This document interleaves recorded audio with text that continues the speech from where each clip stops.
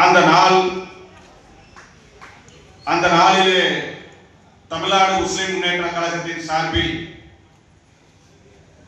இஸ்லாமியர்கள் சொத்துக்களாக இருக்கிற வக்பு சொத்துக்களை பறிக்க துடிக்கிற பிஜேபியை கண்டித்து திண்டுக்கல்லிலே அவர்கள் ஒரு ஆர்ப்பாட்டத்தை ஒருங்கிணைத்திருந்தார்கள். அதற்காக முன்கூட்டியே நம்மிடத்திலே தேதியை பெற்றுக்கொண்ட காரணத்தினால் அந்த நாளிலே இந்த கூட்டத்தை நடத்த முடியவில்லை.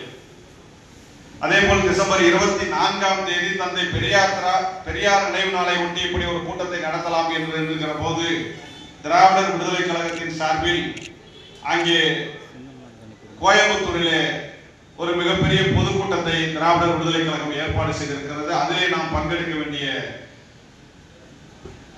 ஒப்புதல் அளித்த காரணத்தினால் இரண்டுக்கும் இடைப்பட்ட நாளில் பெரியாரையும் அம்பேத்கரையும் ஒரு சேர நினைவு கூறும் வகையிலே மேச்சேரியில் இந்த பொதுக்கூட்டத்தை ஒருங்கிணைத்திருக்கிறார்கள்.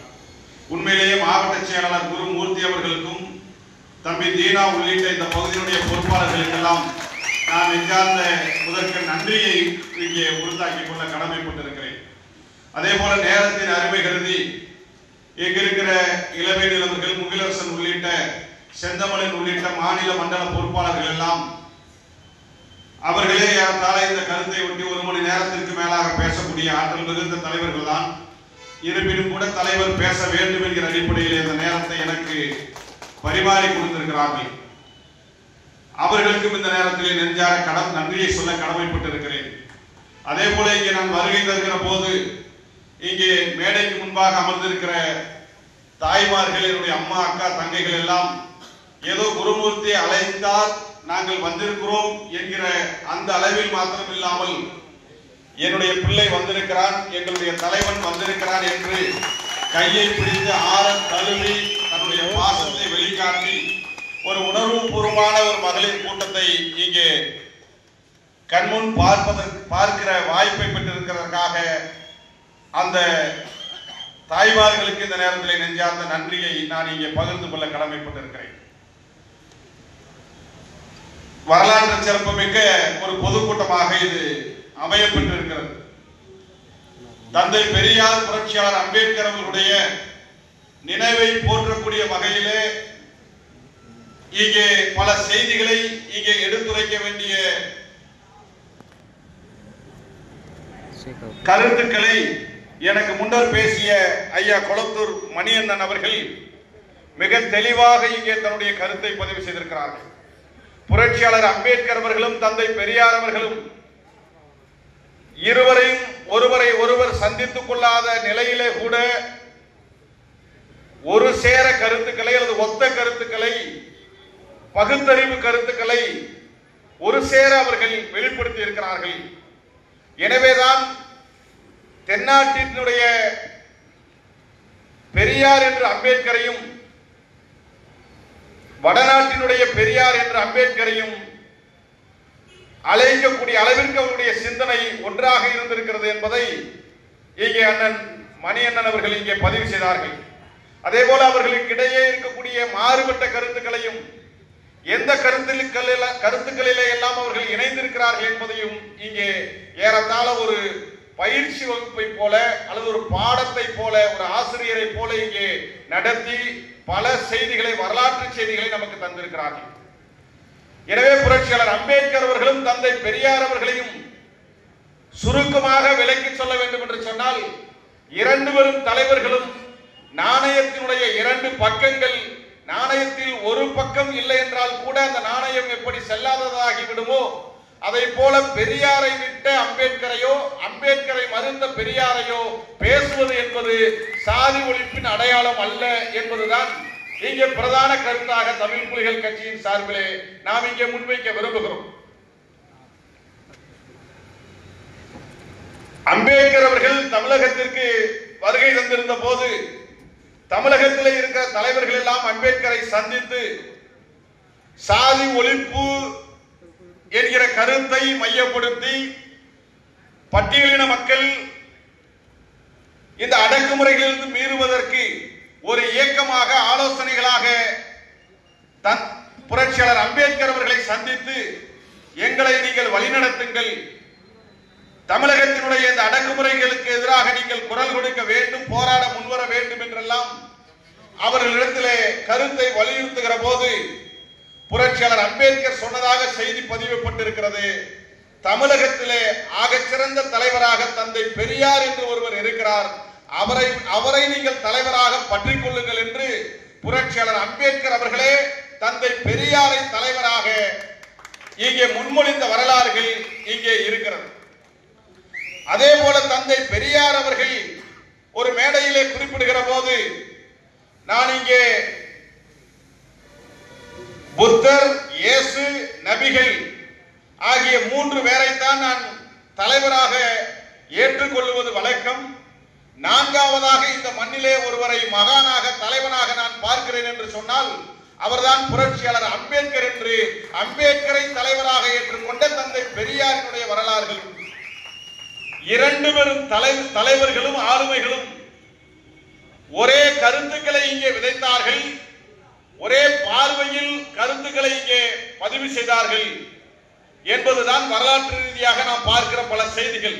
அவர்களிடத்தில் ஒரு சில கருத்துக்களிலே மாறுபட்ட கருத்துக்கள் இருந்தாலும் கூட, ஆனால் தந்தை பெரியார் அவர்களையும் புரட்சியாளர் அம்பேத்கர் அவர்களும் தொடர்ந்து ஆயுள் முழுவதும் ஒரு கருத்தை திரும்ப திரும்ப சொன்னார்கள், அல்லது அந்த கருத்திற்காகவே வாழ்ந்தார்கள். அந்த கருத்தை இந்த மண்ணில் நடைமுறைப்படுத்துவதற்காகவே போராட்டங்களை முன்னெடுத்தார்கள். இந்த 2 பெரும் தலைவர்களுடைய நோக்கத்தின் அடிப்படை என்பது இந்திய அமைப்பு முறை என்பது சாதிய அமைப்பு முறையாக இருக்கிறது. சாதிதான் அவர்களுடைய வாழ்க்கை முறையாக இருக்கிறது. எனவே இந்த சாதிய அமைப்பு முறை பிறப்பின் அடிப்படையில் ஏற்றத்தாழ்வுகளை போதிக்கிறது. பிறப்பின் அடிப்படையில் ஏற்றத்தாழ்வுகளை போதிக்கிற போது இங்கே ஒருவன் மேல் சாதியாக இருக்கிறான், இன்னொருவன் கீழ் சாதியாக இருக்கிறான். இங்கே ஒருவன் அறிவாளியாக கருதப்படுகிறது, மற்றவர்கள் எல்லாம் அறிவற்றவர்களாக பார்க்கப்படுகிறது. இவற்றிற்கெல்லாம் அடிப்படை காரணம் இந்த சாதிய அமைப்பு முறை. எனவே இந்த சாதிய அமைப்பு முறையை நாம் ஒழித்து கட்டாமல், இந்த சாதிய அமைப்பு முறையை நாம் எதிர்த்து போராடாமல் இந்த மண்ணிலே ஒரு சமத்துவ சமூகத்தை படைக்க முடியாது. எனவே இந்திய மண்ணில் சமத்துவம் நிலவ வேண்டும் என்று சொன்னால் அந்த சமத்துவத்திற்கு தடையாக இருக்கிற இந்த சாதியத்தை தகர்த்தெறியப்பட வேண்டும் என்று அம்பேத்கரும் பெரியாரும் தன்னுடைய ஆயுள் முழுவதும் போராடினார்கள் என்பது ஒரு வகையான ஒரே பார்வையாக இருக்கிறது. இந்த சாதிய அமைப்பு முறையை தகர்ப்பதற்காக எண்ணற்ற முறைகளில் அவர்களுடைய போராட்டத்தை வடிவமைத்தார்கள். இந்த சாதிய அமைப்பு முறையை ஒழித்து கட்ட வேண்டும் என்று சொன்னால் இந்த சாதிய அமைப்பு முறையை நாம் தெரிந்து கொள்வது அடிப்படை கடமை. ஒன்றை அழித்தொழிக்க வேண்டும் என்று சொன்னால் அதை பற்றி நாம் புரிந்து கொள்ள வேண்டும். இதையும் புரட்சியாளர் அம்பேத்கர் அவர்கள் தன்னுடைய மாணவ பருவத்திலேயே சாதியத்தினுடைய தோற்றம், சாதியத்தினுடைய வளர்ச்சி, சாதியத்தை அழித்தொழிக்கும் வழி என்று தன்னுடைய ஆய்வு கட்டுரைகள் மூலமாக பல செய்திகளை இந்த சமூகத்திற்கு விட்டு சென்றிருக்கிறார். சாதியத்தினுடைய தோற்றத்தை அறியாமல் சாதியத்தை நாம் ஒழித்துவிட முடியாது. எனவேதான் சாதியத்தினுடைய தோற்றம் என்பதை பற்றிய தன்னுடைய ஆய்வு குறிப்பில் புரட்சியாளர் அம்பேத்கர் சொல்லுகிறார், இந்த சாதிய அமைப்பு முறை என்பது தொழில் அடிப்படையிலே சில மாறுபட்ட கருத்துக்கள் இருக்கக்கூடிய பிரிவினைகள் இருக்கக்கூடிய இந்த மண்ணில் இந்த உழைக்கும் வர்க்கங்கள் உழைப்பின் மூலமாக பிரிந்து கிடக்கிற இந்த கோட்பாட்டை சாதிய கோட்பாடாக மாற்றி அதில் பல்வேறு பிளவுகளை உருவாக்கி இந்த அமைப்பு முறையை மனு என்கிற ஒருவர் சட்டமாக மாற்றினார். அல்லது மனு என்கிற ஒரு பிராமணர் இங்கு இருக்கிற இந்த சாதி அமைப்பு முறையை இறுக்கமாக அடுத்த தலைமுறைகளுக்கு கடத்தி செல்வதற்கு ஒரு நூலை தொகுக்கிறார். அதை ஸ்மிருதி என்பவர் இந்த சாதி அமைப்பு முறையை பரப்புகிறார். இந்த சாதி அமைப்பு முறையை பாதுகாப்பதற்காக சாஸ்திரங்கள், இதிகாசங்கள், புராணங்கள் உருவாக்கப்படுகிறது என்பது போன்ற தன்னுடைய ஆய்வுகளிலே மிக தெளிவாக இங்கே பதிவு செய்கிறார். சாதி அமைப்பு முறையை பிராமணர்கள் எந்த அளவிற்கு நிறுவினார்கள், சொன்னால் இங்க இருக்கிற பார்ப்பனர் அல்லாத சாதியிடம் இருந்து தன்னை ஒதுக்கிக் கொண்டு பிறரை ஒதுக்கி வைப்பதன் மூலமாக ஒரு அமைப்பு முறையை பார்ப்பனர்கள் உருவாக்கினார்கள். அதனால்தான் அம்பேத்கர் சொல்லுவார், சாதி என்பது ஒடுக்குவது மட்டுமல்ல சாதி அமைப்பு முறை. நாம் சாதி அமைப்பு முறையை எவ்வாறு புரிந்து வைத்திருக்கிறோம் என்று சொன்னால், இவன் நம்மை ஒடுக்குகிறான், இவன் நம்மை தீண்டத்தகாத சாதியாக தள்ளி வைக்கிறான், இதுதான் சாதிய வெளிப்பாடு அமைப்பு முறை என்று நாம் கருதுகிறோம். ஆனால் தொடக்கத்தில் பார்ப்பனர்கள் தன்னை பிற சாதிகளிடமிருந்து ஒதுக்கி வைத்துக் கொண்டு இந்த அமைப்பு முறையை வலுப்படுத்தினார்கள். அதனால்தான் அம்பேத்கர் சொல்வார், ஒடுக்குவது மட்டும் பார்ப்பனியம் அல்ல, ஒதுக்கிக் கொள்வதும் பார்ப்பனியம் தான். எனவே பார்ப்பனியத்தை நாம் புரிந்து கொள்ள வேண்டும். பார்ப்பனியத்தை புரிந்து கொள்கிற போதுதான் பார்ப்பனியம் கெட்டியாக பாதுகாக்கிற இந்த சாதிய அமைப்பு முறையை நாம் புரிந்து கொள்ள முடியும் என்று பார்ப்பனியத்தை பற்றி, சாதிய அமைப்பு முறையை பற்றி, இந்த அமைப்பு முறையை பாதுகாக்கிற சாஸ்திரங்களை, இதிகாசங்களை, புராணங்களை இங்கே தோழித்து காட்டிய தலைவர்கள் தந்தை பெரியார் அவர்களும் புரட்சியாளர் அம்பேத்கர் அவர்கள். இங்கே இந்துக்களினுடைய புனித நூலாக கருதப்படுகிற பகவத்கீதையை இந்தியாவிலேயே ஏன் உலகத்திலேயே 2 தலைவர்கள் தான் கண்டித்தார்கள், எதிர்த்தார்கள். கீதை எரிக்கப்பட வேண்டிய நூல் என்று தந்தை பெரியாரும், கீதை முட்டாள்களின் உலரல் என்று புரட்சியாளர் அம்பேத்கர் அவர்களும் இந்த கருத்தை ஒரு சேர வலியுறுத்தியிருக்கிறார்கள். ஏன் இந்துக்களுடைய புனித நூலாக கருதப்படுகிற பகவத்கீதையை தந்தை பெரியார் அவர்களும் புரட்சியாளர் அம்பேத்கர் அவர்களும் எரிக்க வேண்டும், அது முட்டாள்களுடைய உலரல் என்று சொல்கிறார்கள்?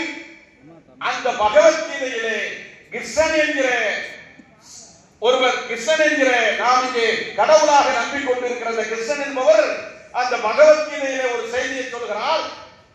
இந்த 4 வர்ண முறையை, 4 வர்ண முறை என்று சொன்னால், நெற்றியிலே பிறந்தவன் பிராமணன், நெஞ்சிலே பிறந்தவன் சத்திரியன், தொடையிலே பிறந்தவன் வைஷ்ணவன், காலிலே பிறந்தவன் சூத்திரன் என்கிற இந்த 4 வர்ண முறையை நானே படைத்தேன், நானே நினைத்தாலும் இந்த வர்ண முறையை மாற்றி அமைக்க முடியாது என்று இந்த சாதி அமைப்பு முறையை, இந்த வர்ணாசிர அமைப்பு முறையை நான் படைத்தேன், இதை மாற்ற முடியாது என்று கடவுள் என்று கருதப்படுகிற கிருஷ்ணரே பகவத்கீதையிலே பதிவு செய்கிறார் என்று சொன்னால், இந்த வர்ண முறையை, சாதியை பாதுகாப்பவர் கடவுளாக இருந்தாலும் அவருடைய கருத்து உலரல் கருத்து, முட்டாள்களின் கருத்து என்று நெற்றியிலே அடிப்பதை போல புரட்சியாளர் அம்பேத்கர் அவர்கள் இங்கே நமக்கான கருத்துக்களை இங்கே பதிவு செய்திருக்கிறார். இதை நாம் புரிந்து கொள்ள வேண்டும். இந்த சாதி அமைப்பு முறை எவ்வளவு கொடுமையானது. இந்த சாதி அமைப்பு முறையை பாதுகாக்கிற சாஸ்திரங்களை, இதிகாசங்களை, ராமாயணம், மகாபாரதம் என்கிற கட்டுக்கதைகளை எல்லாம் நாம் ஒரு வரலாறாக எண்ணி கருதி, அல்லது அவையெல்லாம் பின்பற்றப்பட வேண்டிய ஒன்று என்று கருதி, இவற்றையெல்லாம் பின்பற்றவில்லை என்று சொன்னால் நாம் பழி சொல்லுக்கு ஆளாகி விடுவோம், நாம் இழிவானவர்களாக கருதப்படுவோம் என்று நம்மை நாமே நம்பிக்கொண்டு எந்த சாதி முறையால் நாம் பாதிக்கப்படுகிறோமோ, எந்த சாதி அமைப்பு முறையால் நாம் புறக்கணிக்கப்படுகிறோமோ, சாதிய தாக்குதலுக்கு ஆளாக்கப்படுகிறோமோ, அந்த சாதிய அமைப்பு முறையை பாதுகாக்கிற சாஸ்திரங்களை, சம்பிரதாயங்களை நம்மை அறியாமலேயே நாம் பாதுகாத்துக் கொண்டிருக்கிறோம் என்பதை முதலில் உணர்ந்து கொள்ள வேண்டிய தேவை இருக்கிறது. இவற்றை எல்லாம் பாதுகாக்க எத்தனையோ கட்டுக்கதைகள். இதன் மூலமாகத்தான் இங்கே சாதி அமைப்பு முறையை மட்டுமல்ல, இந்த சாதி அமைப்பு முறையை பாதுகாப்பதற்கு இன்னும் வலுவாக அவர்கள் முன்னெடுத்த கருவி ஆண் பெண் சமத்துவம் இன்மை என்கின்ற கருவி.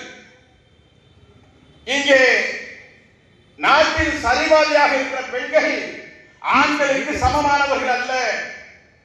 பெண்கள் என்பவர்கள் ஆண்களுக்கு கட்டுப்பட்டவர்கள்.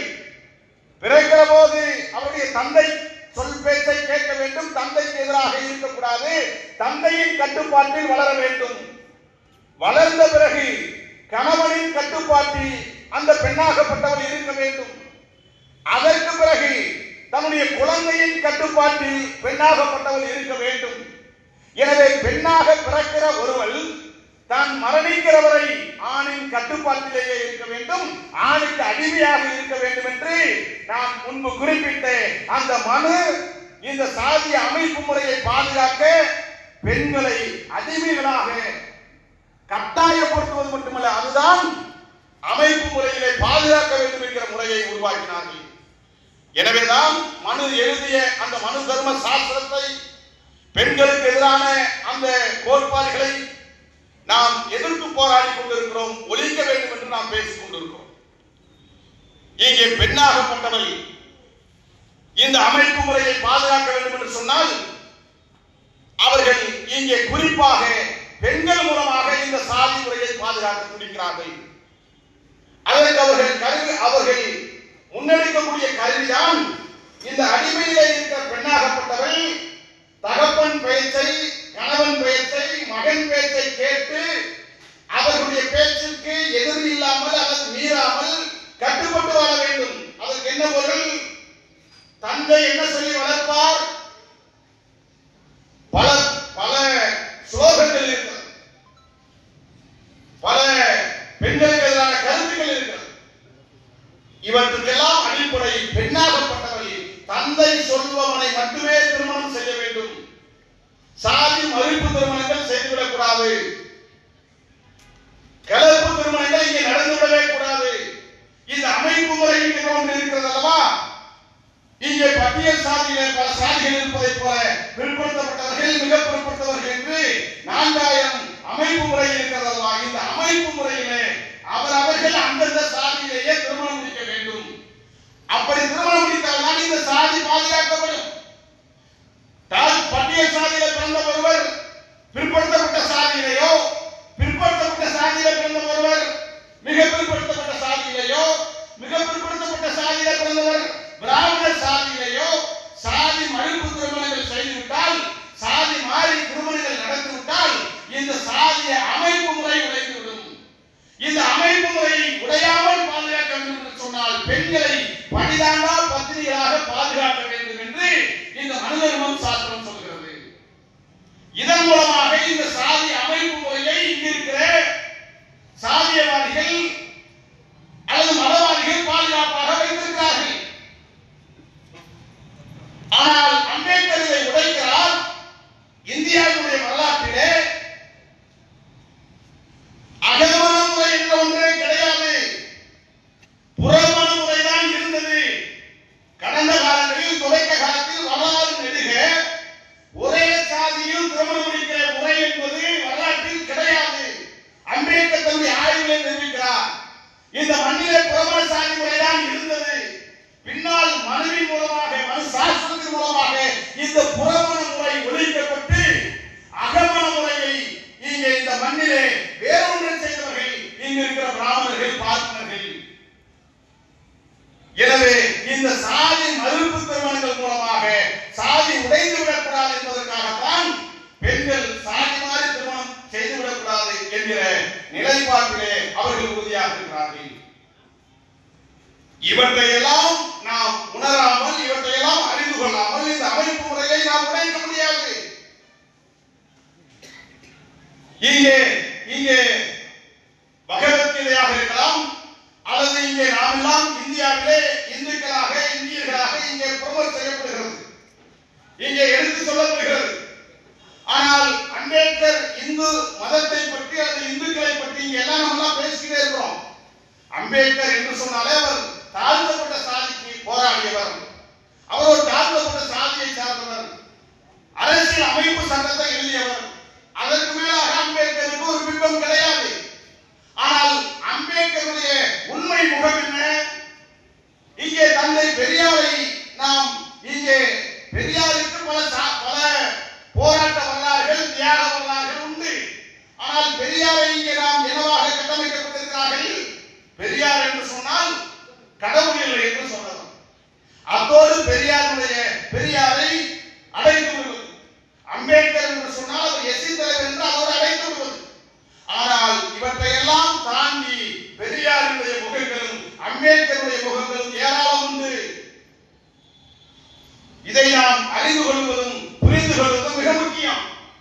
பெரியார் மட்டும்தான் பெரியாரா? கடவுள் இல்லை என்று ஏன் சொன்னார்? அதுதான் ரொம்ப முக்கியமானது. கடவுள் இல்லை என்று ஏன் சொன்னார் என்று நான் சொல்வதை கூட நீ நம்ப வேண்டும் என்பது அல்ல. நான் சொல்வதை பகுத்தறிவு சிந்தனையோடு நீ யோசித்துப் பார். சரி என்று பட்டால் ஏற்றுக்கொள், இல்லை என்றால் புறக்கணித்து விடு. எனக்கு எந்த பிரச்சனையும் கிடையாது. கடவுள் இல்லைன்னு சொல்றேன். ஏன் இல்லைன்னு சொல்றேன்? இங்கே பெண் என்பவள் ஆணுக்கு அடிமையாக இருக்கிறாள். ஆண் பெண் அடிமையாக இருக்கிறார்கள். மேல் சாதி கீழ் சாதி என்கின்ற பாகுபாடு இருக்கிறது. இவற்றுக்கெல்லாம் காரணம் சாதியாக இருக்கிறது. எனவே இந்த சாதியை எது பாதுகாக்கிறது என்று சொன்னால் இந்த இந்து மதம் சாதியை பாதுகாக்கிறது. எனவே சாதியை தீண்டாமையை ஒழிக்க வேண்டும் என்று சொன்னால் சாதியை ஒழிக்க வேண்டும். சாதியை ஒழிக்க வேண்டும் என்று சொன்னால் தீண்டாமை மதத்தை ஒழிக்க வேண்டும். மதத்தை ஒழிக்க வேண்டும் என்று சொன்னால் மதத்தை பாதுகாக்க கடவுளை ஒழிக்க வேண்டும் என்றுதான் தந்தை பெரியார் சாதியை ஒழிப்பதற்காக சாதியை பார்க்க கடவுளை ஒழிக்க வேண்டும் என்று சொன்னார். இதுல யாராவது மாற்று கருத்துண்டா? இதை தாண்டி இன்றைக்கு இருக்கிற பெண்கள் சுதந்திரமாக இருக்கலாம். இன்றைக்கு இருக்கிற இந்த பெண்களுடைய முன்னேற்றத்திற்காக தந்தை பெரியார் எண்ணற்ற பணிகளை செய்திருக்கிறார். இவற்றிற்கெல்லாம் அடிப்படை இந்த மனு தர்ம சாஸ்திரத்தை பாதுகாக்கிற இந்து மதம் இந்த அமைப்பு முறையை கெட்டியாக பாதுகாக்கிறது. எனவேதான் அண்ணன் மணியவர்கள் சொன்னதை போல புரட்சியாளர் அம்பேத்கர் அவர்கள் ஏதோ பெரியார் தான் பாப்பா இருந்தாரு, பெரியார் தான் இந்து மதத்துக்கு எதிராக பேசினாரு, பெரியார் தான் கடவுளுக்கு எதிராக பேசினாரு என்று நாம் புரிந்து கொண்டு வைத்திருக்கிறோம். ஆனால் பெரியாரை போலவே கடவுள் இல்லை என்று பேசியவர் புரட்சியாளர் அம்பேத்கர் என்பதை நாம் இங்கே புரிந்து கொள்ள வேண்டும். அம்பேத்கர் பௌத்த மார்க்கத்தை ஏன் ஏற்றுக்கொண்டார்? புத்தர் கடவுள் இல்லை என்று சொல்பவர், ஆத்மாவின் மீது நம்பிக்கையற்றவர்.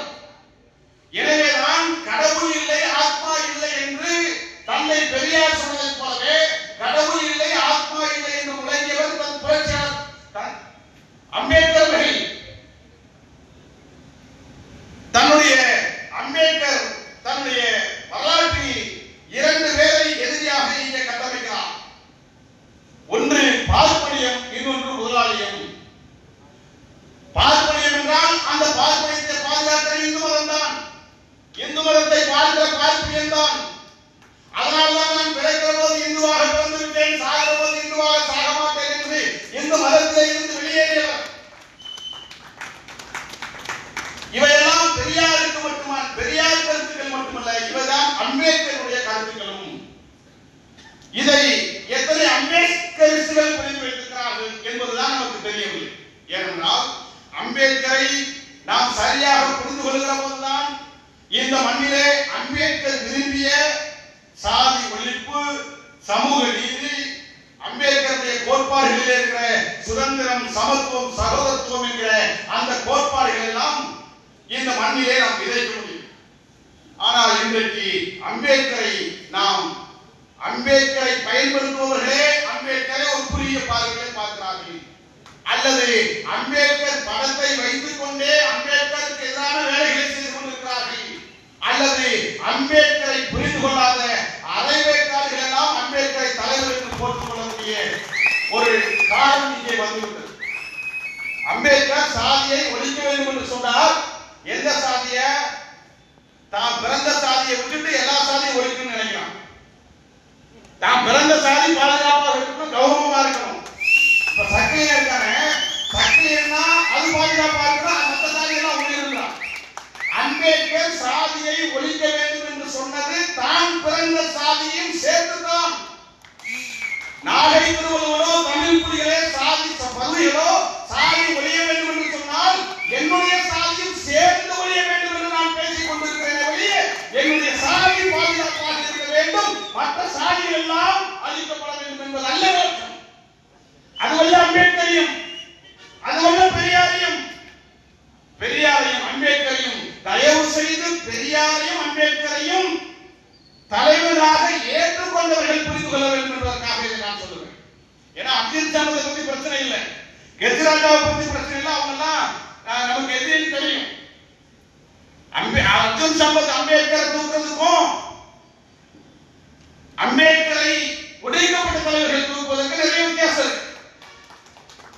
ஆனால் நாம் இந்த சரியான அரசியல் பார்ப்போடு சரியான தெளிவோடு நாம் இதை அணுகவில்லை என்று சொன்னால் அம்பேத்கரை நாம் இன்னும் புரிந்து கொள்ளவில்லை, அல்லது அம்பேத்கரை சரியான வரலாற்றை அடுத்த தலைமுறைக்கு கடத்தவில்லை என்பதாக வரலாற்று பிழையாகிவிடும்.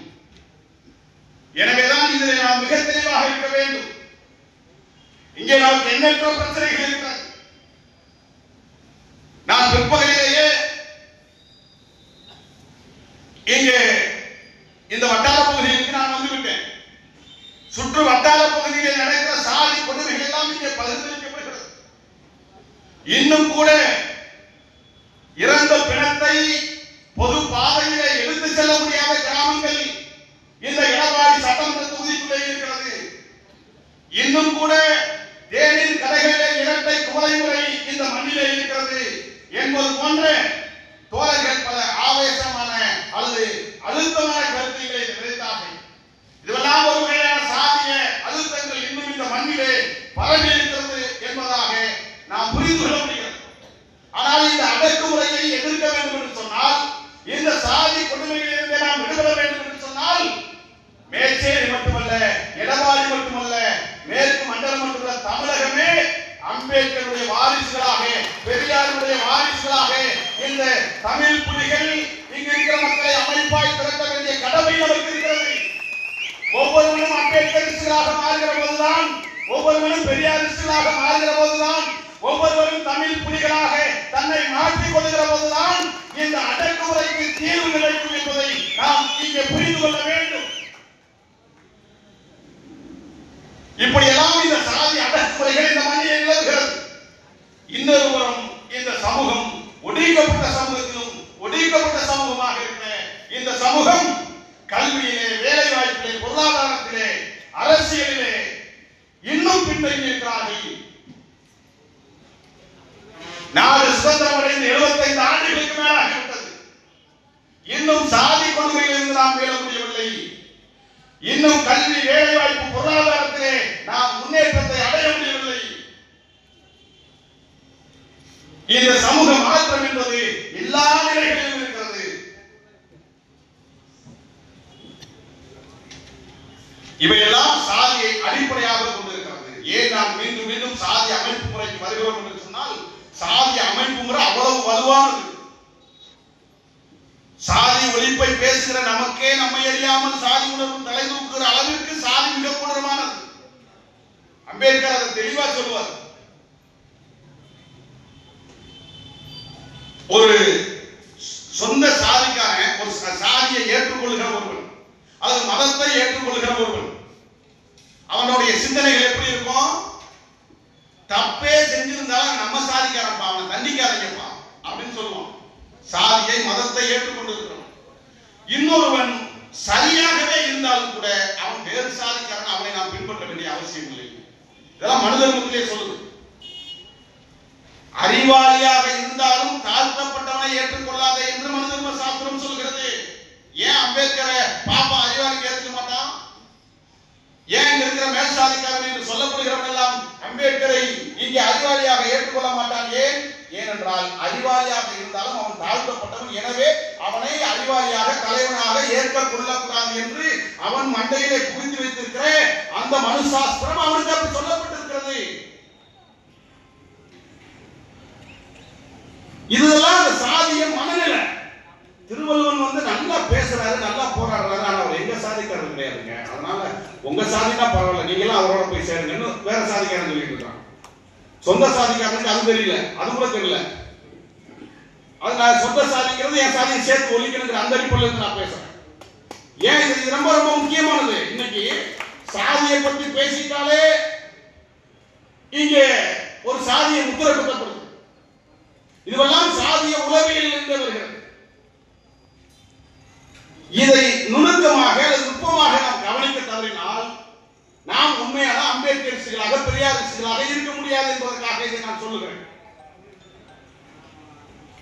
எனவே அம்பேத்கருடைய நினைவு நாளை போற்றுகிற இந்த நேரத்தில் அம்பேத்கர் ஆயுள் முழுவதும் போராடிய இந்த சாதி அமைப்பு முறையை தகர்க்க இந்த அமைப்பு முறையை பாதுகாக்கிற இந்த வர்ணாசிரம முறையை தகர்க்க இந்த மண்ணிலே சுதந்திரம், சமத்துவம், ஜனநாயகம் இந்த மண்ணிலே நிலைநிறுத்தப்பட வேண்டும் என்கிற நாம் கொள்கை முழக்கங்களை வலுவாக பற்றிக்கொள்ள வேண்டும்.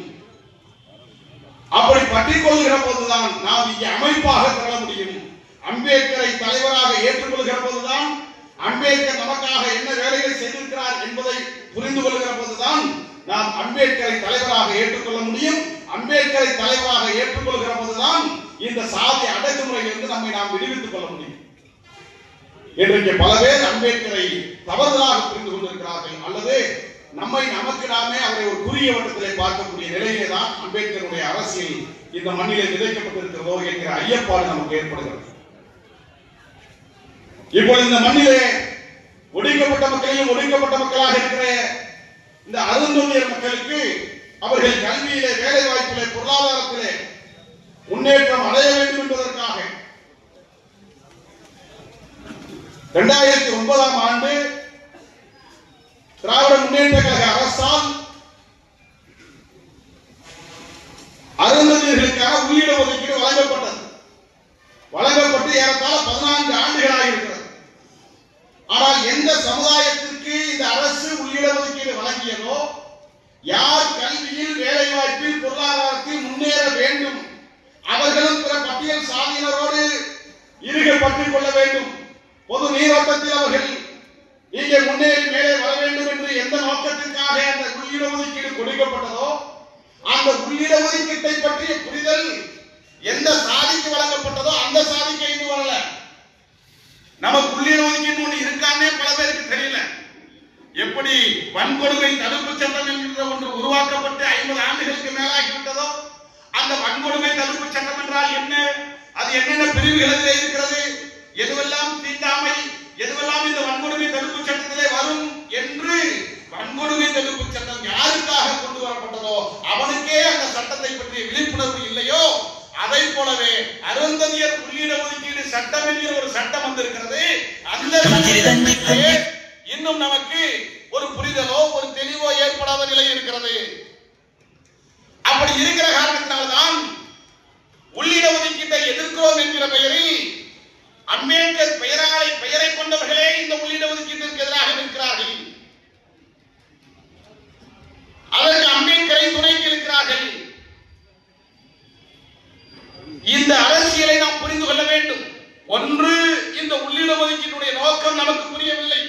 இன்னொன்று, இந்த நோக்கத்தை சிதைக்க வேண்டும் என்பதற்காக அவர்கள் எதிராளர்கள், எதிர்ப்பாளர்கள் இந்த கருத்தை தவறுதலாக, பொய்யாக இந்த மண்ணிலே விதைத்துக் கொண்டே இருக்கிறார்கள். நமக்கு பின்னால் இந்த உள்ளிட ஒதுக்கீட்டிற்கு எதிராக மிகப்பெரிய சதி நடந்து கொண்டிருக்கிறது. அவற்றை முறியடிக்க வேண்டிய வரலாற்று கடமை நமக்கு இருக்கிறது. ஆனால் இந்த தமிழகத்தில் இருக்கிற திராவிட மாடல் அரசு, திமுக அரசு இந்த சட்டத்தை வழங்கிய போதே எந்த நோக்கத்திற்காக வழங்கியதோ அந்த நோக்கம் நிறைவேற வேண்டும் என்கிற நிலைப்பாட்டில் தெளிவாக இருக்கிற காரணத்தினால் இந்த சட்டம் மிக பாதுகாப்பாக இருக்கிறது என்கிற அடிப்படையிலே நாம் இதை கவனிக்க வேண்டிய தேவை இருந்தாலும், திட்டமிட்டு பொய்யான பிரச்சாரங்களை, எதிரான கருத்துக்களை இந்த மண்ணிலே விதைப்பவர்களை நாம் முறியடிக்க வேண்டிய தேவை இருக்கிறது. அப்படி அவர்களை முறியடிக்கிறோம் என்கின்ற பெயரிலே அருந்ததியர் உள்ளிட ஒதுக்கீட்டை சரியாக புரிந்து கொள்வது மிக முக்கியமானது. இப்ப என்ன பிரச்சனை, நான் ஏற்கனவே சொன்னதான் பிரச்சனை. இதை பத்தி ஏதாவது பேசிட்டா தமிழ் புலிகளோ திருவள்ளுவனோ இந்த சமுதாயத்துக்காக பேசல. நான் பல இடத்துல சொல்லியிருக்கிறேன். சமீபத்தில் வரக்கூடிய கருத்துக்கள் எல்லாம் இந்த உள்ளிட ஒதுக்கீட்டை பற்றியோ அல்லது அதனுடைய இந்த உள்ளிட ஒதுக்கீட்டு கோரிக்கைக்காக தமிழ் புலிகள் செய்த போராட்டங்களையோ அல்லது சாதனைகளையோ அல்லது முயற்சிகளையோ முன்னெடுப்புகளையோ முறியடிக்க வேண்டும் அல்லது வீழ்த்த வேண்டும் என்கிற நிலைப்பாட்டிலே சில செய்திகள் இங்கே பரப்பப்படுகிறது. ஆனால் எப்படி இங்கே மருத்துவர் கிருஷ்ணசாமியும் சீமானும் அருந்ததியர் இடஒதுக்கீட்டை பற்றி பொய்யான பரப்புரைகளை பரப்புகிறார்களோ, அதை போலவே இங்கே அருந்ததியர் சமுதாயத்தில் இருக்க ஒரு சிலரும் கூட தமிழ் புலிகளை பற்றி பொய்யான தவறான குற்றச்சாட்டுகளை தொடர்ந்து முன்னெடுத்துக் கொண்டே வருகிறார்கள். இதில் சமநிலை உள்ள அல்லது ஜனநாயக சிந்தனை கொண்ட அல்லது சமூக நீதி பார்வை கொண்ட அம்பேத்கரிய பெரியாரிய பார்வை கொண்ட அருந்ததியர் சமுதாயத்தை சார்ந்த தோழர்கள் இதை உன்னிப்பாக கவனித்துக் கொள்ள வேண்டும். ஏனென்று சொன்னால் தமிழ் புலிகள் கட்சி அருந்ததியர் உள் இடஒதுக்கீடு என்பதை ஒரு சமூக நீதியாக பார்க்கிறது. இந்த சமூக நீதியை அருந்ததியர் உள்ளிடஒதுக்கீட்டை எவன் எதிர்க்க வேண்டும் என்று நினைத்தாலும் அவனுக்கு எதிராக முதலில் களத்தை கட்டியமைக்கக்கூடிய இயக்கமாக தமிழ் புலிகள் கட்சி இருக்கும் என்பதை இந்த இடத்தில் நான் பதிவு செய்ய விரும்புகிறேன். இந்த இடத்தில் நான் பதிவு செய்ய விரும்புகிறேன். அதற்காக அம்பேத்கரை துணைக்கு இருக்கக்கூடிய தலைவர்களுடைய தோலையும் இங்கே உரித்து காட்ட வேண்டிய கடமையும் தேவையும் நமக்கு இருக்கிறது.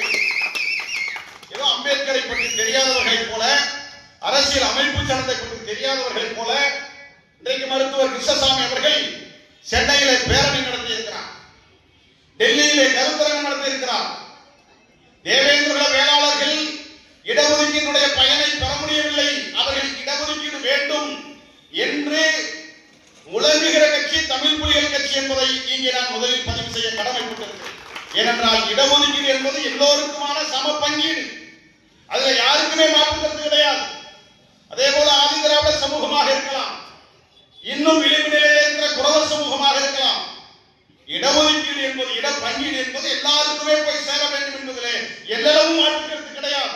ஆனால் அருந்ததியர்களுக்கு வழங்கப்பட்ட இந்த உள்ளிட ஒதுக்கீடு இதர பட்டியல் சாதி மக்களுக்கு எதிரானது என்பதை போன்ற ஒரு போலி தோற்றத்தை திரும்ப திரும்ப இங்கே கட்டமைக்க முயற்சிக்கிறார்கள். இதன் மூலமாக நீங்கள் எதை சாதிக்க விரும்புகிறீர்கள்? எங்களுக்கு அச்சமாக இருக்கிறது அல்லது சந்தேகமாக இருக்கிறது. எண்ணற்ற செய்திகளை நாம் இங்கே பகிர்ந்து கொள்ள முடியும். மருத்துவர் ஐயா கிருஷ்ணசாமி அவர்கள் தான் எஸ்சி என்றால் அது ஒரு சாக்கடை என்று சொன்னவர்.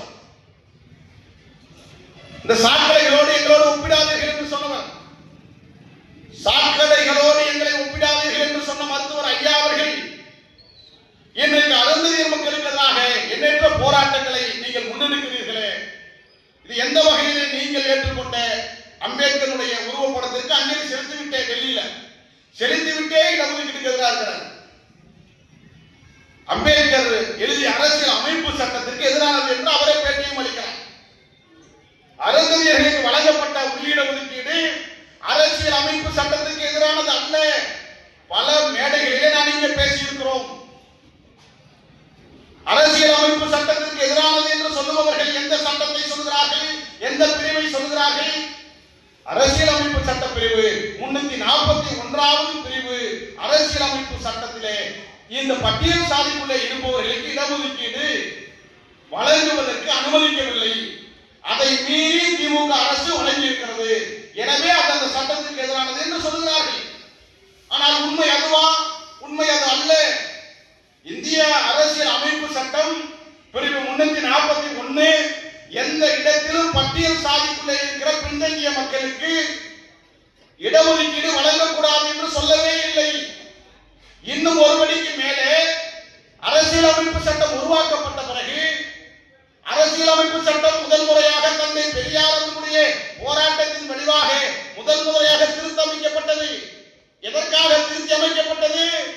பிற்படுத்தப்பட்ட சாதியிலே பின்தங்கியவர்கள் இருந்தால் அவர்களுக்கு இடஒதுக்கீடு வழங்கவும், பட்டியல் சாதியிலே பின்தங்கியவர்கள் இருந்தால் அவர்களுக்கு இடஒதுக்கீடு வழங்கவும், சட்டப்பிரிவு 14 1 15 1 என்று சட்டப்பிரிவுகளை திருத்தம் கொண்டு வந்ததே அரசியலமைப்பு சட்டத்தினுடைய முதல் சட்ட திருத்தமே.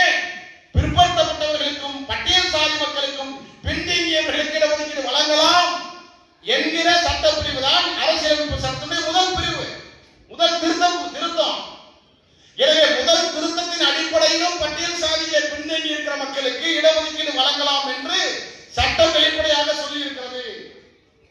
341 இடஒதுக்கீடு தரக்கூடாது என்று சொல்லவில்லை. மாறாக 341 என்ன சொல்லுகிறது? பட்டியல் சாதியிலே இருக்கிற பிரிவுகளிலே ஒரு சாதியை நீக்குவதற்கோ ஒரு சாதியை சேர்ப்பதற்கோ பாராளுமன்றத்திலே சட்டம் இயற்றி குடியரசுத் தலைவரிடம் ஒப்புதல் பெற வேண்டும் என்று அந்த சட்டப்பிரிவுகள் சொல்லுகிறது. அந்த சட்டப்பிரிவுக்கு இந்த உள்ளிட ஒதுக்கீடு எந்த விதமான சேதாரத்தையும் ஏற்படுத்தவில்லை.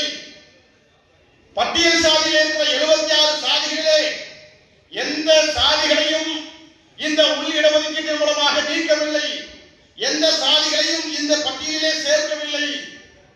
எனவே நீக்கவில்லை, சேர்க்கவில்லை. எனவே அந்த அரசியல் அமைப்பு சட்ட பிரிவிலே எதிரானது அல்ல. இவை தெளிவாக உச்சநீதிமன்ற நீதியரசர்கள் தெளிவாக சுட்டிக்காட்டியிருக்கிறார்கள்.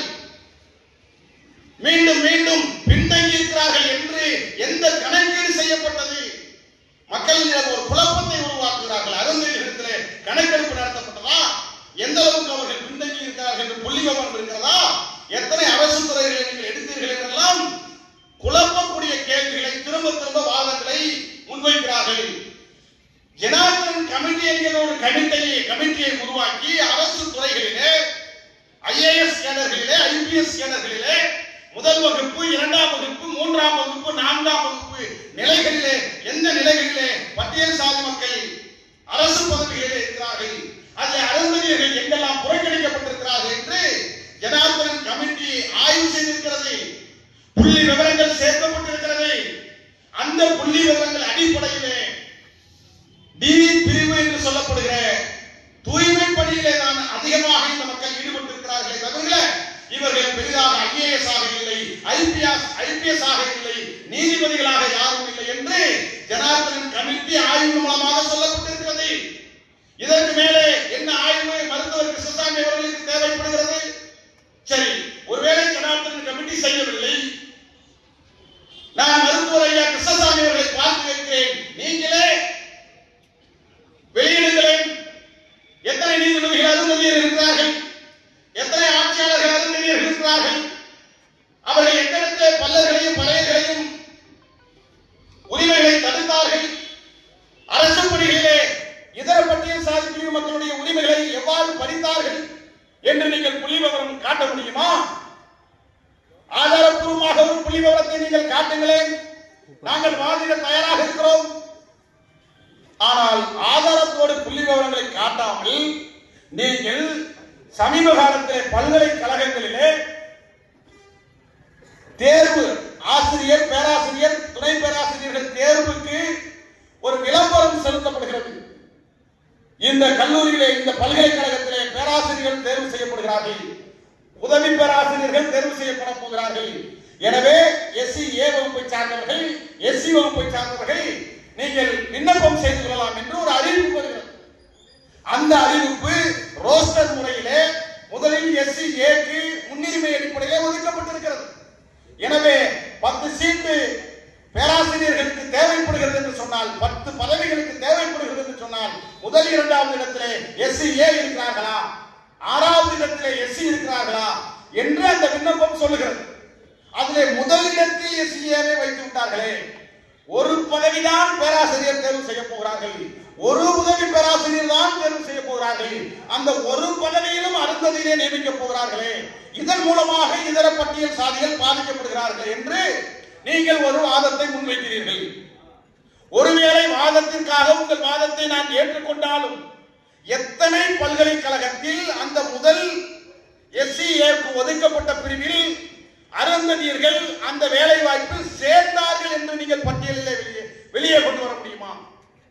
விண்ணப்பத்தை தூக்கி காட்டி பேசுகிற சீமானவர்களே, விண்ணப்பத்தை இங்கே உயர்த்தி காட்டி பேசுகிற மருத்துவர் கிருஷ்ணசாமி அவர்களே, விண்ணப்பம் செய்யப்பட்ட பிறகு வேலை வாய்ப்பில் தேர்வு செய்யப்பட்ட பிறகு இதோ பாருங்கள் SC பணியை விட்டுவிட்டு SCAவை தேர்வு செய்து விட்டார்கள் என்று ஒரு பல்கலைக்கழகத்திலே கூட சான்று பூர்வமாக நீங்கள் காட்ட முடியுமா என்பதைத்தான் நான் இந்த மக்கள் மன்றத்தில் வைக்க விரும்புகிறேன். நீங்கள் ஒருவேளை அப்படி காட்ட மாட்டீர்கள், காட்ட முடியாது. ஏனென்றால் சீமான் ஏற்கனவே பொய்யினுடைய மொத்த உருவம். சீமானை பற்றி பேசிய நாட்டை அழுக்காக்கிக் கொள்ள நான் விரும்பலை. ஆனால் மருத்துவர் கிருஷ்ணசாமி அவர்கள் மீது நாங்கள் மதிப்பும் மரியாதையும் வைத்திருக்கிறோம். அவர் பெரும்பாலான நேரத்தில் உண்மையை மட்டுமே பேசியிருக்கிறாரே, இந்த ஒடுக்கப்பட்ட மக்களுக்காக போராடி இருக்கிறாரே, அவரிடத்தில் இந்த மாற்று கருத்துக்களை, பொய்யான கருத்துக்களை எதிர்பார்ப்பது என்பது அம்பேத்கரியத்திற்கு அபத்தமான ஒன்று என்கிற அடிப்படையிலே மருத்துவர் கிருஷ்ணசாமி அவர்களே, நீங்கள் புள்ளி விவரத்தை காட்டவில்லை என்றாலும், நீங்கள் பொய்யை சொல்ல விரும்பினாலும், நாங்கள் உண்மையை பேசுகிற இடத்திலே இடத்திலே இருக்கிறோம். இப்பொழுது சமீபத்தில் கால்நடை மருத்துவ அறிவியல் பல்கலைக்கழகத்திலே 1996ஆம் ஆண்டில் இருந்து 2024ஆம் ஆண்டு வரை அங்கே தேர்வு செய்யப்பட்டவர்கள், பேராசிரியர்கள், ஆசிரியர்கள் தேர்வு செய்யப்பட்டவர்கள் எத்தனை பேர் என்று தகவல் பெறும் உரிமை சட்டத்திலே தோழர்கள் கேள்வி எழுப்பியிருக்கிறார்கள். அந்த கேள்விக்கு அரசின் சார்பில் தகவல் பெறும் உரிமை சட்டத்திலே அவர்கள் ஒரு செய்தியை இங்கே வெளியிட்டிருக்கிறார்கள். இந்த பேராசிரியர் கால்நடை மருத்துவ அறிவியல் பல்கலைக்கழகத்தில் 96 இருந்து 2024 வரை ஏறத்தாழ கால் நூற்றாண்டுக்கு மேலாக தேர்வு செய்யப்பட்ட அந்த பணியிடங்களிலே பேராசிரியர்கள் 4 பேர் எஸ்சி வகுப்பை சார்ந்தவர்கள், இதர பட்டியல் சாதியை சார்ந்தவர்கள் 4 பேராசிரியர்கள் இருக்கிறார்கள். எஸ்சிஏ எத்தனை பேர்? ஒருவர் கூட கிடையாது. 96 இருந்து 2024 வரை கால்நடை மருத்துவ அறிவியல் பல்கலைக்கழகத்தில் ஒரு சக்தியும் கூட, ஒரு அருந்ததியும் கூட பேராசிரியராக இல்லை. இதை நான் மேடையிலே பேசவில்லை. தகவல் பெறும் உரிமை சட்டத்தின் மூலமாக அரசின் ஆதாரத்தோடு நான் பேசுகிறேன். வாதிட சீமானவர்களே, நீங்கள் தயாரா? நான் உங்களோடு வாதிட தயாராக இருக்கிறேன். இது பேராசிரியருடைய புள்ளி விவரம். உதவி பேராசிரியர் எத்தனை பேர் இருக்கிறாங்க? கால் நூற்றாண்டு. நான் சொன்னது உள்ளிட ஒதுக்கீடு வழங்கப்பட்ட பிறகும், அது ரொம்ப முக்கியம். 2009 வழங்கப்பட்டு 2024 வரை 15 வருஷத்துல இதர எஸ்சியோட வேலை வாய்ப்பெல்லாம் அருந்ததிகள் தெரிவித்தார்கள், வேலை வாய்ப்பு எல்லாம் பறித்து விட்டார்கள் என்று ஒப்பாரி வைக்கிறீர்களே, அந்த உள்ளிட ஒதுக்கீடு வழங்கிய பிறகும், அது ரொம்ப முக்கியமானது, வழங்கிய பிறகும் இந்த பல்கலைக்கழகத்திலே 96 இருந்து 2024 வரை உதவி பேராசிரியர்கள் எத்தனை பேர் என்று அவர்கள் பட்டியலிலே வெளியிட்டிருக்கிறார்கள். உதவி பேராசிரியர்கள் எஸ்சிஏ அருந்ததியர் 8 பேர் இருக்கிறார்கள். அந்த 8 பேர் உதவி பேராசிரியர் அதுவே வந்தாங்க. அப்படி இல்ல, கால் நூற்றாண்டு கால பட்டியல். சரி, எஸ்சிஏல 8 பேர் இருக்கிறாங்களே, அப்ப எஸ்சில யாருமே இல்லையா என்றால் இதர பட்டியல் சாதியை சார்ந்தவர்கள் 149 உதவி பேராசிரியர்கள் இருக்கிறார்கள். எண்ணி பாருங்கள், 149 பட்டியல் சாதியை சார்ந்த உதவி பேராசிரியர்கள். 149 வெறும் 8 பேர் தான் அருந்ததியர்கள் உதவி பேராசிரியராக இருக்கிறார்கள். ஒருவர் பேராசிரியராக வர வேண்டும் என்று சொன்னால் முதலில் உதவி பேராசிரியராக இருக்க வேண்டும். இங்கே உதவி பேராசிரியரே 8 பேர் தான். அவன் எப்படி பேராசிரியர் வர முடியும்? பேராசிரியர் 0. இப்படி பல்கலைக்கழகங்களிலே உள்ளிட ஒதுக்கீடு வழங்கப்பட்ட பிறகும் இந்த 3 விழுக்காடு உள்ளிட ஒதுக்கீடை பூர்த்தி செய்ய முடியவில்லை. ஏன் பூர்த்தி செய்ய முடியவில்லை? இவர்களுக்கு தான் 3 விழுக்காடு உள்ளிட ஒதுக்கீடு வழங்கப்பட்டு விட்டது. ஏன் பூர்த்தி செய்ய முடியவில்லை என்றால் இவர்கள் ஒன்றை திட்டமிட்டு மறைக்கிறார்கள். 3 விழுக்காடு அருந்ததியர்களுக்கு வழங்கப்பட்டது, 15லும் அருந்ததியர்கள் இடம்பெறலாம் என்று அரசாணை பிறப்பிக்கப்பட்டிருக்கிறது. அந்த அரசாணை 50 இவர்கள் உயர்த்தி காட்டுகிறார்கள். ஆனால் அதற்கு பிறகு 15 நாட்கள் இடைவெளியிலே, ஒரு மாத இடைவெளியிலே இன்னொரு அரசாணை வெளியிடப்பட்டது. அந்த இன்னொரு அரசாணை என்ன? எஸ்சிஏ என்ற அந்த பிரிவிலே அருந்ததியர்கள் இல்லை என்றால் இதர பட்டியல் சாதிக்காரர்கள் அந்த இடத்திற்கு வந்து கொள்ளலாம் என்று ஒரு அரசாணை திருத்தம் செய்யப்பட்டது. இந்த அரசாணையை அன்றைய முதல் இன்றைக்கு வரைக்கும் தமிழ் புலிகள் கட்சி வன்மையாக கண்டிக்கிறது, அதை எதிர்க்கிறது. தமிழக அரசு இந்த அரசாணை 61 நீங்கள் திரும்ப பெற வேண்டும். ஏன் திரும்ப பெற வேண்டும்? எந்த நோக்கத்திற்காக நீங்கள் உள்ளிட ஒதுக்கீட்டை வழங்கினீர்களோ அந்த நோக்கத்தை சிதைக்கக்கூடிய அரசாணையாக இந்த 2வது போடப்பட்ட அரசாணை இருக்கிறது. இந்த அரசாணையை ரத்து செய்ய வேண்டும் என்று, அருந்ததி இடஒதுக்கீட்டை பாதுகாப்பதே நாங்கள் தான் என்று ஒப்பாரி வைத்துக் கொண்டிருக்கிற எவனாவது இந்த அரசாணையை ரத்து செய்ய வேண்டும் என்று பேசி இருக்கிறானா? பேசியது மட்டுமல்ல, டெல்லியிலே சென்று போராடிய ஒரு கட்சி இருக்கிறது என்று சொன்னால் அதுதான் தமிழ் புலிகள் கட்சி என்பதை இந்த இடத்தில் நான் பதிவு செய்ய விரும்புகிறேன். அரசாணை 61 இந்த இடஒதுக்கீட்டை சிதைக்கிறது. அதுதான் உண்மையாக அருந்ததி இடஒதுக்கீட்டை பாதுகாப்பது. இதை சீமானும் கிருஷ்ணசாமியும் மறைக்கிறார்கள். இன்னொரு உதாரணத்தை கூட நம்மால் சொல்ல முடியும். 2008க்கு முன்பாக மருத்துவ மாணவர்கள் தேர்வு, 2008 இடஒதுக்கீடு வழங்கியதற்கு முன்பாக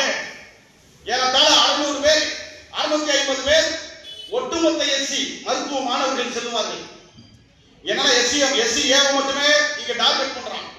ஒட்டுமொத்த SC அரசு மற்றும் தனியார் அரசு உதவி பெறும் கல்லூரிகள் என்று சேர்த்து ஏறத்தாழ ஆண்டுக்கு 600 மருத்துவ மாணவர்கள் ஒட்டுமொத்த பட்டியல் சாதியும் தேர்வு செய்யப்படுகிறார்கள். இப்பொழுது மருத்துவர் கிருஷ்ணசாமி அவர்களோ சீமான் அவர்களோ அல்லது உள்ளிட ஒதுக்கீட்டை இருப்பதாக சொல்லக்கூடிய சேக்கு தமிழரசன் அவர்களோ அல்லது இன்னும் பிற தலைவர்களோ நாங்கள் கேட்கிறோம், இந்த இடஒதுக்கீடு வந்த பிறகு பட்டியல் சாதியினுடைய ஒட்டுமொத்த உரிமை பறிபோய்விட்டது என்று நீங்கள் சொல்லுகிறீர்களே, அப்படி என்றால் ஆண்டுக்கு 600 மருத்துவ மாணவர்கள் தேர்வு செய்யப்படுகிறார்களே, அந்த 600 பேரும் இதர பட்டியல் சாதியவே விடாம 600 மருத்துவ மாணவர்கள் அருந்ததியர்கள் வந்து விட்டார்களா என்றால் கிடையாது.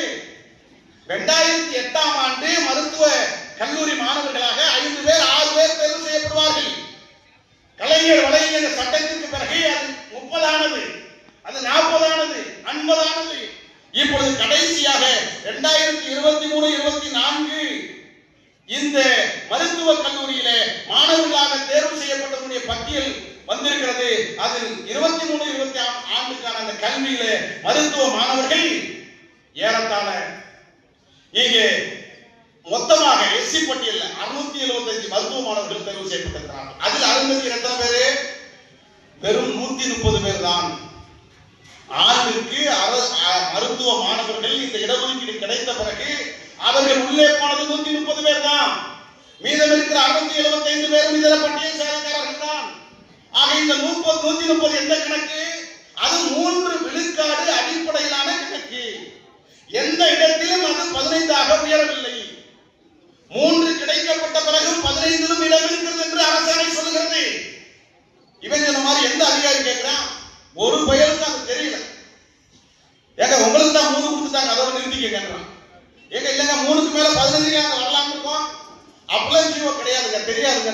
எந்த அரசு அதிகாரிகளுக்கும் 3 விழுக்காட்டிற்கு மேலாக 15 விழுக்காட்டில் அருந்ததியர்கள் பங்கு பெறலாம் என்கின்ற அந்த அரசாணை எந்த அதிகாரிகளுக்கும் போகல. ஆனால் அந்த அதிகாரிகள் எல்லாம் தெரிந்து வைத்திருக்கிறார்கள். 3ல இல்லைன்னா இதர SC போடலாம்னு ஒரு ஜீவோ இருக்குது. அந்த 60 தூக்கி வச்சுட்டே இருக்கிறாங்க எல்லா ஆபீஸையும். இதை இந்த அரசு கவனத்திலே கொள்ள வேண்டும். திராவிட மாடல் அரசு இதை கவனத்திலே கொள்ள வேண்டும். எங்களுடைய தமிழ் புலிகள் கட்சியுடைய கோரிக்கை என்பது இதில் உறுதியாக இருக்கிறோம். இந்த அரசாணையை நீங்கள் திரும்ப பெற வேண்டும். அப்பொழுதுதான் இந்த இடஒதுக்கீடு உள்ளிடஒதுக்கீடு என்பது முறையான முறையிலே அவர்களுக்கான பங்கீடாக கிடைக்கப்படும். அதற்கு பிறகு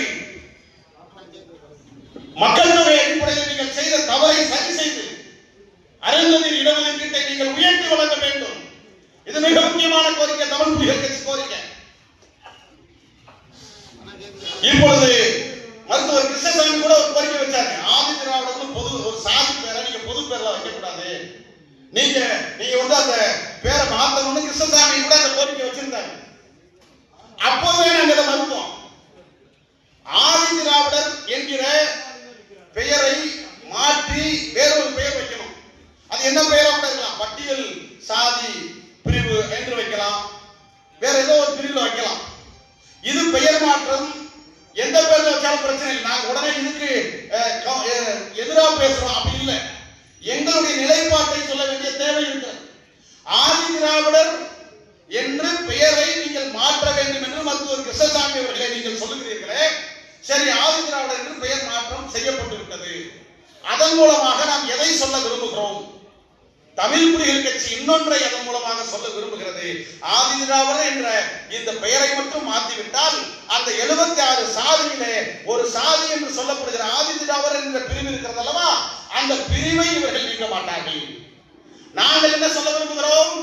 பெயரை நீ எந்த பெயரை வேண்டுமானாலும் மாற்றிக்கொள், ஆனால் ஆதி திராவிடர் என்கின்ற ஒரு சாதியே கிடையாது. எனவே 76 சாதி பிரிவில் இருக்கிற ஆதி திராவிடர் என்கிற சாதி பிரிவை நீக்கி அந்த சாதியவே எடுத்துரு. ஏன் எடுக்க சொல்றோம்? அப்படி எடுக்கிற போதுதான் அந்த சாதியில் இருக்கிற அருந்ததியர்கள் எல்லாம் தன்னை அருந்ததியர் என்று சாதி சான்றிதழ் வாங்குவான். அப்படி அதை நீக்குகிற போதுதான் அந்த ஆதிதிராவிடர் பட்டியலில் இருக்கிற தேவேந்திர குல வேளாளர், நான் ஆதிதிராவிடர் நீக்கி விட்டீங்கல்ல, எனக்கு தேவேந்திர குல வேளாளர் சாதி சான்றிதழ் தாங்கன்னு கேட்பாங்க. அப்பொழுதுதான் இந்த ஆதிதிராவிடர் என்கிற அந்த சாதிக்குள்ளே இருக்கிற இதர பட்டியல் சாதிக்காரர்கள் எங்கள் அந்தந்த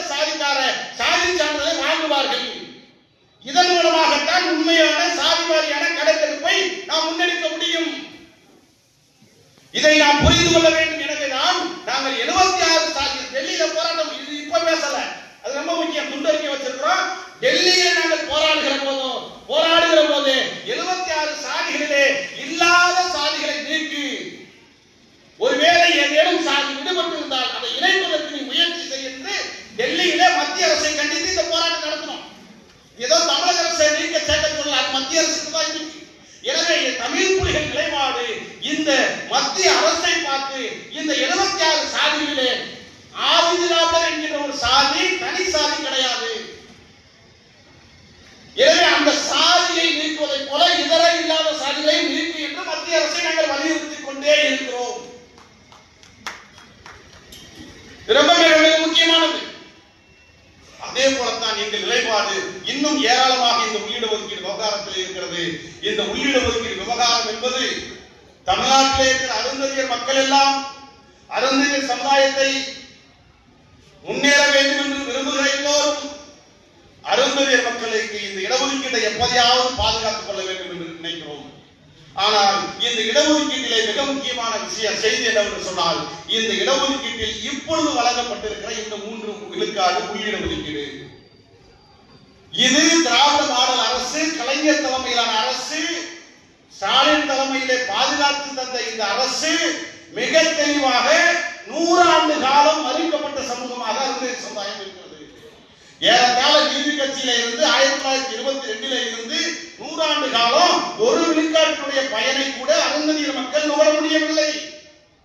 எனவே இவர்கள் நுகர வேண்டும் என்பதற்காகத்தான் பல தலைவர்கள் சொன்னார்கள் அல்லவா, 10 ஆண்டு காலம் இவங்களுக்கே வச்சுக்கங்க, 20 ஆண்டு காலம் இவங்களுக்கே வச்சுக்கங்க, பல தலைவர்கள் சொன்னாங்க இல்லையா.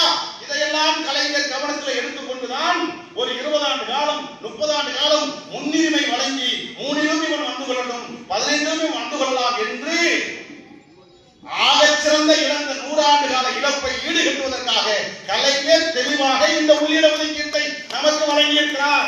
எனவே இந்த உள்ளிட ஒதுக்கீட்டு முறை நீடிக்க வேண்டும். இந்த உள்ளிட ஒதுக்கீட்டு முறை நீடிக்க வேண்டும். மருத்துவர் கிருஷ்ணசாமி என்ன சொல்கிறார்? வகைப்படுத்தி தாருங்கள். 3னா 3 நிறுத்த சொல்லுங்க.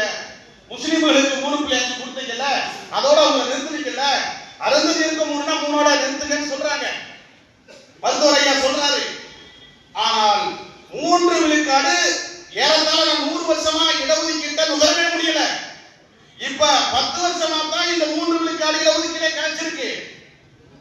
இப்போ 100 வருஷமா நான் தின்னுட்டேன், இப்பதானே கணக்கு வழக்கு பார்க்கிறேன், இதுல இருந்து நீ வச்சுக்கன்னு சொல்ற மாதிரி. எனவே இந்த 3 விழுக்காடு என்பது வகைப்படுத்தி தரக்கூடிய இந்த நிலை என்பது 100 ஆண்டு கால இழப்பிற்கு ஈடுகட்டாது. ஏனென்றால் இன்றைக்கு பல செய்திகளை பொது மேடையிலே, பல செய்திகளை கருத்தரங்குகளிலே, பல செய்திகளை உள்ளரங்குகளிலே பேசக்கூடிய நிலை இருக்கிறது.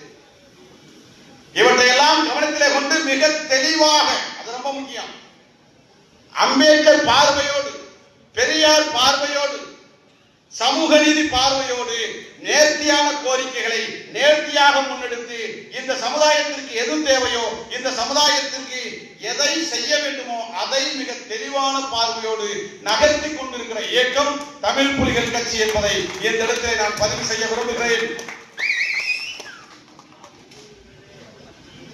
எனவே இடஒதுக்கீடு என்பது இங்கே பாதுகாக்கப்பட வேண்டும் என்பது எந்தளவு மாற்று கருத்து கிடையாது. அதே சமயத்தில் உச்ச நீதிமன்ற நீதியரசர்கள் 7 பேர் கொண்ட நீதியரசர்கள் இந்திய அரசியல் அமைப்பு சாசன அமர்வு வழங்கிய இந்த இடஒதுக்கீட்டை சீமான் அல்ல, எந்த கொம்பாதி கொம்பனாலும் அசைத்து கூட பார்க்க முடியாது.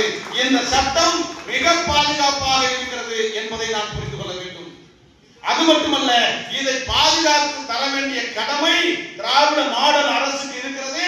அது அண்ணாவின் வழியிலே, பெரியாரின் வழியிலே, கலைஞரின் வழியிலே வந்த அரசு என்கிற நம்பிக்கை எங்களுக்கு இருக்கிறது. எனவே இந்த இடஒதுக்கீட்டு சட்டத்தை திமுக வழங்கிய இந்த சட்டத்தை திமுக நிச்சயமாக பாதுகாக்கும் என்பதை ஆழமாக நம்புகிறோம். எனவே இது பாதுகாப்பாக இருக்கிறது. பாதுகாப்பாக இருக்கிற சட்டத்தை பாதுகாக்க போகிறோமா? அப்படி என்றால் திராவிட முன்னேற்ற கழகத்தின் மீது நமக்கு நம்பிக்கை இல்லையா? அதான் நம்ம கேள்வி. இன்னொன்று, எதிர்க்கிறார்கள். திருமாவளவன் எதிர்க்கிறார், கிருஷ்ணசாமி எதிர்க்கிறார், சீமான் எதிர்க்கிறார். இங்கே ஒரு பொய்யை கிருஷ்ணசாமியை போல சீமானை போல சொல்கிறார்கள். நாளை திருவள்ளுவன் சீமானை எதிர்க்கவில்லை, கிருஷ்ணசாமியை எதிர்க்கவில்லை, இங்கே திருமாவளவனை எதிர்க்கவில்லை என்று இந்த மூன்று பேரையும் எங்களை விட அரசியலாக அல்லது சரியான ஆதாரத்தோடு எதிர்த்தவர்கள் யார் இருக்கிறார்கள்? யார் இருக்கிறார்கள்? இடஒதுக்கீட்டை எதிர்ப்பது யாராக இருந்தால் என்ன? அவர் திருமாவளவனாக இருக்கலாம், மருத்துவர் கிருஷ்ணசாமி அவர்களாக இருக்கலாம், சீமான் அவர்களாக இருக்கலாம், யாராக வேண்டுமானாலும் இருக்கலாம். இடஒதுக்கீட்டை எதிர்ப்பவர்கள் யாராக இருந்தாலும் அவர்களை எதிர்க்கிற பங்கை தமிழ் புலிகள் கட்சி மிக தெளிவாக செய்து கொண்டிருக்கிறது. சரி, நாகேந்திரன் எதிர்க்கல, தமிழ் புலிகள் எதிர்க்கல, யார் எதிர்த்தீங்க சொல்லுங்க. யார் எதிர்த்தீங்க? திருமாவளவனை கண்டித்து கண்டன ஆர்ப்பாட்டம் என்று எந்த தலைவன் வீதியிலே வந்து பேசியிருக்கிறார்கள்? யாராவது பேசியிருக்கீங்களா? இப்பொழுது கூட நாம் பாதுகாக்க வேண்டும் என்றுதான் போராடுகிறோமே தவிர திருமாவளவனை கண்டித்து நாங்கள் போராட போகிறோம் என்று சொல்லுகிற யாராவது இருக்கிறார்களா? கிருஷ்ணசாமியை கண்டித்து நாங்கள் போராட போகிறோம், சீமானை கண்டித்து நாங்கள் போராட போகிறோம், நாங்கள் எல்லாம் போராட போகிறோம், தமிழ் புலிகள் வரவில்லையே என்ற குற்றச்சாட்டை நியாயமாக வையுங்கள். ஆனால் நாங்கள் ஏற்கனவே அவர்களை எதிர்த்து போராடி கொண்டுதான் இருக்கிறோம். சட்டம் பாதுகாப்பாக இருக்கிறது. எனவே நாங்கள் நேரடியாக அவர்களை எதிர்த்துக் கொண்டிருக்கிறோம். எங்களை விட யாராவது அவர்களை எதிர்க்க வேண்டும் என்று சொன்னால் நேரடியாகவே அவர்களை கண்டித்து போராட்டம் நடத்துவதுதான் எங்களுக்கு அது மாற்றாக இருக்க முடியும். நீங்க பாதுகாக்க வேண்டும் என்று சொன்னால் பாதுகாத்து தந்த திமுக நன்றி சொல்லி மாநாடே போட்ட கட்சி தமிழ் புலிகள் கட்சி. எத்தனையோ கருத்தரங்குகளை போட்டாச்சு. எனவே இந்த இடஒதுக்கீட்டு விவகாரத்தில் தமிழ் புலிகள் கட்சி உறுதியோடு இருக்கிறது என்பதை விட தெளிவோடு இருக்கிறது என்பதை முக்கியம். அம்பேத்கர், பெரியார் சொல்வார்கள், யார் நண்பர்கள் என்று அடையாளம் காணுவதை விட யார் எதிரி என்பதை தெளிவாக அடையாளம் காணுங்கள் என்று எங்கள் ஆசான் தந்தை பெரியாரும் புரட்சியாளர் அம்பேத்கர் எங்களுக்கு வழிகாட்டிகளாக இருந்து கொண்டிருக்கிறார்கள். அம்பேத்கர் வழியிலே, பெரியார் வழியிலே நண்பர்கள் யார் என்பது எங்களுக்கு தெரியும், எதிரிகள் யார் என்பது எங்களுக்கு தெரியும், துரோகிகள் யார் என்பது எங்களுக்கு தெரியும். எதிரிகளை எதிர்க்க வேண்டிய இடத்தில் தமிழ் புலிகள் கட்சி எதிர்ப்போம், துரோகிகளை களையெடுக்க வேண்டிய நேரத்தில் தமிழ் புலிகள் கட்சி களையெடுப்போம். நட்பை, தோழமையை, நட்பு சக்தியை எங்கள் நெஞ்சின் மீது சுமந்து செல்ல நாங்கள் தயாராக இருக்கிறோம் என்பதை இந்த மேடையை நான் முக்கியமாக பதிவு செய்யக்கூடிய கருத்தாக இங்கே முன்வைக்க விரும்புகிறேன். இன்னும் சில பேர் நான் மிக தெளிவாக இருக்கிறேன். விமர்சனங்கள் என் மீது வைக்க வைக்க, இயக்கத்தின் மீது வைக்க வைக்க, இந்த இயக்கம் நான் 8 அடி பாஞ்சா, தாய் 8 அடி பாஞ்சா, குட்டி 16 அடி பாய்ந்து பாருங்க. நான் 8 அடி பாய்றதுக்கு முன்னாடி என் பையன் 16 அடி பாய்றான். அவனை அடைந்து ஒடுக்கி வச்சிருக்கிறேன். எழுதக்கூடாது, பேசக்கூடாது, அப்படி செய்யக்கூடாது, அடிக்க போகக்கூடாது, அவன் வீட்டுக்கு போகக்கூடாது, இவன் வீட்டுக்கு போகக்கூடாது, அவன் தூங்கக்கூடாது, தூங்கக்கூடாது சொல்லி வச்சிருக்கேன். புலிகள் நான் பூவை விட மென்மையானவன்.